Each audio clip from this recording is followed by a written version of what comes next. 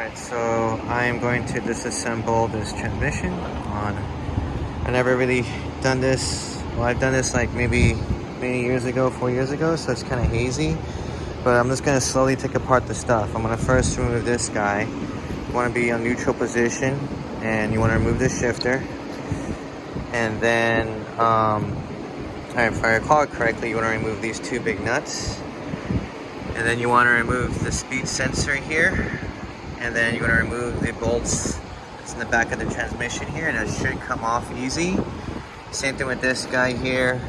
You want to remove the fork, and then you want to remove the 4 bolts that's right by the pilot bearing.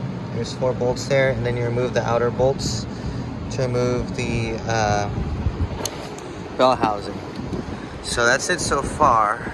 I'm going to do those steps. I'll take another video if I hit any issues, but I wish I had like a camera mount or something, but unfortunately I just don't have one. So yeah, but hopefully this video kind of gives y'all some information on how to disassemble a T50 transmission from a AE86 GTS transmission. Alright, well that's it. Thanks. So I pulled out the speed sensor, which wasn't too terribly hard, but I did make a mistake, and I stripped my speed sensor gear, which is this part right there. Supposedly, I guess you're supposed to screw it in, and that's that, and I didn't. I just pulled it out, and I think that happened from the previous time I did this transmission, because I have all these teeth markings from the pliers, and I think that's what caused it. I'm hoping I can still save it by just kind of shoving this in again on the next time. It worked last time because it's not leaking, but yeah, just FYI guys, when you pull out the speed sensor off a T50 tranny, just twist it off. Don't yank it out, just twist it off and learn from my mistakes.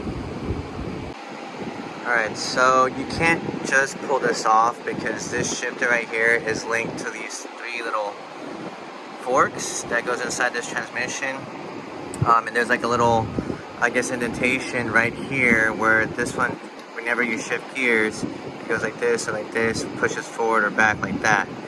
So with that being said, to remove this, you actually have to put this on, move it most to the left side, which is technically would be going into first gear, but you just move it to the left, and then you should just be able to pull it out. And that's what it is right there. So you have this little